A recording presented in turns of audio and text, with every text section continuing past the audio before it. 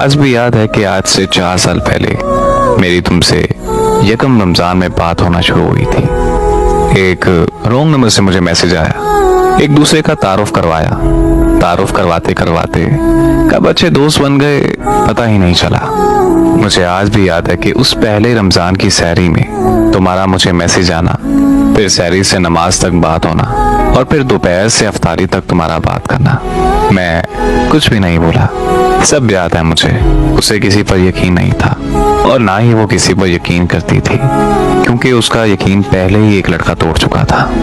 इस सूरत हाल में मेरा उसके दिल में जगह बनाना बहुत मुश्किल था, लेकिन कुदरत ने मिलवाना था सो मिलवाया और मैंने उसके दिल में जगह भी बनाई। पूरा रमजान हमारी ऐसे ही बात हुआ करती थी। यूं मान लें कि उस एक महीने में हम एक दूसरे के इतना करीब आ चुके थे कि जैसे हम एक दूसरे को बरसों से जानते हों। जैसे ही रमजान खत्म हुआ तो चांद रात आई। उसे झुमके और चूड़ियां बहुत पसंद थीं। जब मैं चांद रात को बाजार गया तो उसके लिए खूबसूरत सी चूड़ियां और झुमके लेकर आया। वो मेरे छोटे से तोहफे पर बहुत खुश थी। मैं उसके इतने करीब आ चुका था कि मुझे उससे मोहब्बत हो गई। इतने करीब आ चुका था कि मुझे उससे मोहब्बत हो गई। ना कि मुझे, बल्कि उसने भी मुझे अपनी मोहब्बत का इज़हार कर दिया। सब कुछ बहुत अच्छा चल रहा था। हम बहुत खुश थे कि अचानक उसकी ज़िंदगी में एक और शख्स आ गया। वो मुझे बिना बताए उससे बातें किया करती थी। वो कहते हैं ना कि जब मोहब्बत में कोई तीसरा शख्स आ जाए तो फिर मोहब्बत नहीं रहती। मुझसे ये बर्दाश्त नहीं हुआ तो मैंने अपने कदम पीछे हटा लिए और उसे ये कहकर खैराबाद कह दिया कि मैं एक तरफा मोहब्बत ही निभा लूंगा।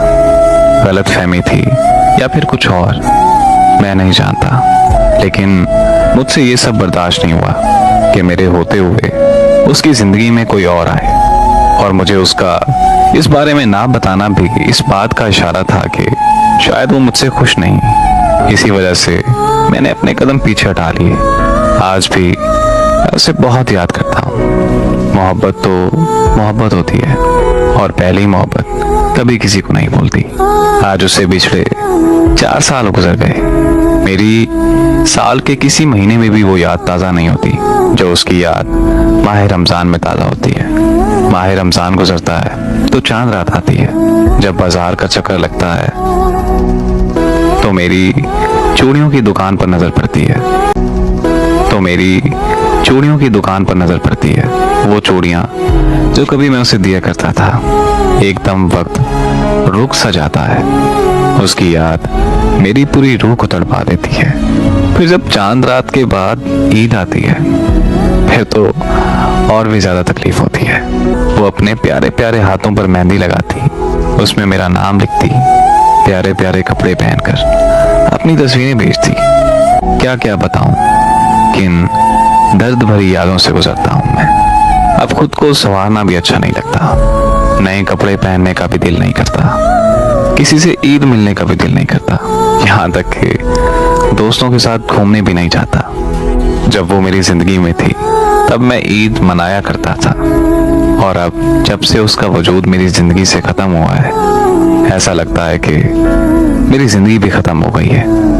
मैं उसे बुरा नहीं कहता, मुझे आज भी उससे बेइंतहा मोहब्बत है और मैं आज भी उसके लिए दुआ करता हूँ कि वो जहाँ भी रहे खुश रहे और उसे ऐसी हजारों ईदें नसीब हों।